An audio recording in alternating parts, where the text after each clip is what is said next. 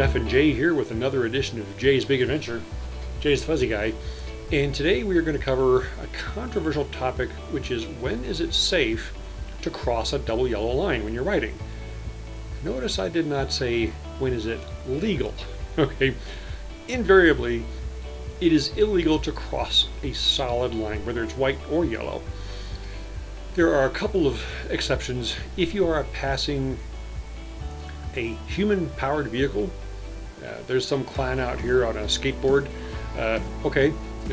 Bicyclists, somebody in a wheelchair that's not electric, that is legal to move over to give them room and go around them. Now, it's still your responsibility to make sure that there's nobody in the oncoming lane because they have the right of way in their lane, okay?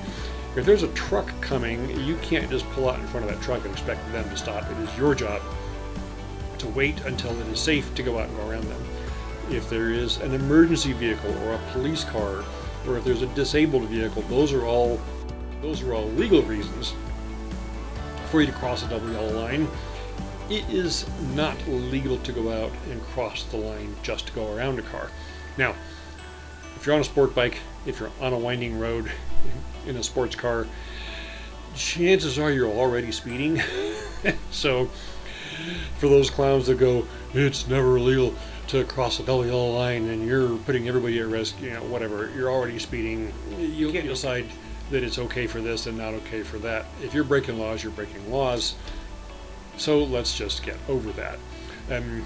But what does happen is that there are going to be situations where you need to go out and go around somebody. Somebody may be looking at the amazing scenery. They may be pulling a vehicle that is disabled. There may be other issues going on, and yes, I want to go around them, and no, I don't want to wait for the next passing zone. And with my motorcycle on this road, with the distance available, the question becomes, do I have enough room to safely get around them? Maybe so, maybe not. Let's take a look. So, looking far ahead, here we see we've got a truck pulling a trailer. I want to figure out whether I can get around him safely, so I'm going to come up behind him. One of the things I want to do is make sure that I am in the proper gear. Okay, obviously the lower the gear, the faster the bike accelerates, the less exposure you have in the other lane. So I'm going to downshift to make sure that I can get out and get around him as quickly as possible. And okay, so we come over the crest of this hill. There's a truck coming the other direction, or a camper, but I can see that there's a dotted yellow line on my side, so this is going to be a legal pass. It is still my responsibility to look up the road and see if there is something else coming behind him. Okay, just because it says you can pass doesn't mean that it's okay. You still have to make those decisions, which we're going to do anyway. So nothing behind him looks like this guy's crawling up the hill. He's not going this quickly. I'm going to drop a couple of gears, boom, boom, pull out and go around him as hard as I can. I want to minimize my exposure in the oncoming lane because that's what puts everybody in danger. So I'm going to go around him hard, and in this case, this is a 160 horsepower motorcycle, 129 pound-feet of torque, all right?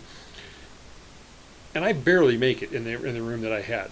That camper in the other lane ate up some of my passing zone, and it was relatively hard for me to get out and get around him, get back in. If I'd been in a car, I would not have made it.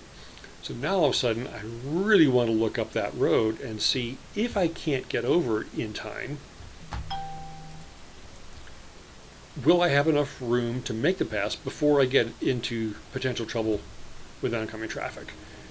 Now I can't see how tight this corner is. Okay, now I can. It's a fairly shallow corner. I can see way up the road. If I had had any issues, I would have had room, but I didn't know that when I started the pass. You cannot start the pass if you cannot see all the way to the completion. So now let's go up over this hill and see where the road goes. And let's pretend that that trailer is still in front of us.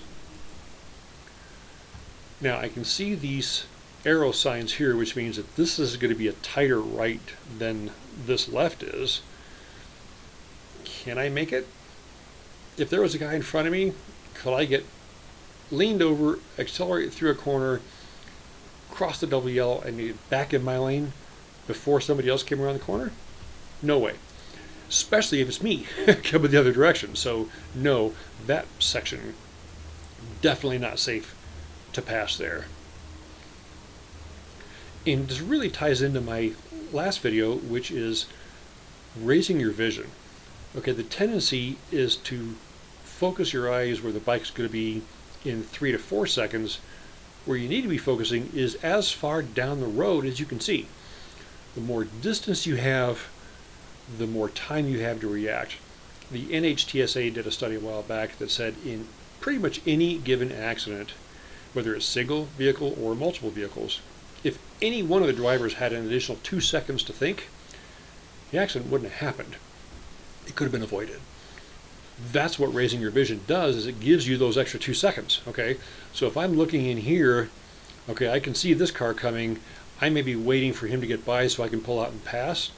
But if I'm not paying attention at the top of the hill, somebody could come over that hill at a good rate of speed and get me in trouble. So head up the hill, and now let's wait and see if we can make it the next time. Now the hard part of this is that while I'm doing this, I could have a semi-truck or a camper in front of me. I can't see like I can see here. So now all of a sudden you're trying to stick your head out and peek around a truck. That's where you can miss somebody and really get into trouble. There's no way that I can pass safely here unless the guy is tootling along trying to park here, and occasionally you'll see cars parking there because the views are spectacular. But if the guy's going 35, 40 miles an hour, there's no way for me to make that pass in that amount of time. Okay, so here we go. Another stretch with multiple corners connected. This is a legal passing zone, all right? Same rules still apply, all right? The state of Utah has decided that, okay, if all the other conditions can be met, this can be a legal pass. Now, it's going to go gentle right, sharper left, and then something's going on down here, and I can't quite tell where the road is going, so I want to be aware of that. But here's what you have to watch. If the car through here is going 30 or 40 miles an hour, and I pull out to go around the guy and I hammer it, I want to be going 70 by the time I get to this corner. Can I make that corner at 70 miles an hour on my bike? On my bike, I can't, actually, because this bike has a tremendous amount of ground clearance, and so it corners pretty hard. But if I'm on a Harley or any kind of bagger or a Goldwing pulling a trailer, I now have to watch my entrance speed into this corner because I may be able to get around the guy and then not make the corner. And you see that on the tail of the dragon all the time. Now, right there is a car. And if I'm concentrating on my line and getting my bike back over to the outside lane, I may totally miss this guy.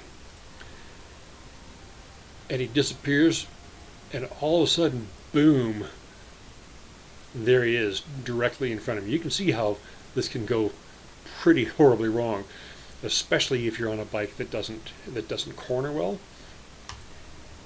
So that's why that vision is so important. As you can see now, I'm just kind of tootling along. I'm in top gear, just moseying up the road. Now coming up, here are these signs again, telling us that whatever corner this is, it's going to be sharper than anything that I've had that was not marked. And I can see now that there's some sort of parking area over here because these guys are not moving, they're stopped. Road makes a gentle right. What I want to watch for now is somebody coming flying over the hill, cutting his corner, right? Going quickly. So always give yourself a little bit of room. That's why I'm over towards the right edge of the road. Right now the road's going to go down the hill, make a gentle left. It continues through here, but I can't see back here. Is this a big gentle sweeper or is this a hard 90-degree turn? I can't tell. So if I'm coming down this hill and I want to go around somebody, I can't do that until I can see what's coming. Okay, so this is what you have to judge on your particular motorcycle. First of all, you have to learn how hard does it accelerate? What gear do I need to be in at any given speed for maximum acceleration? And practice.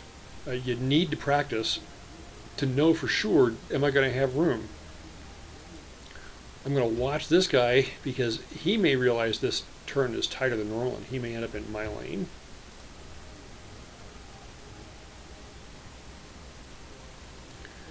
But really, really good road to practice on because there's so much variety.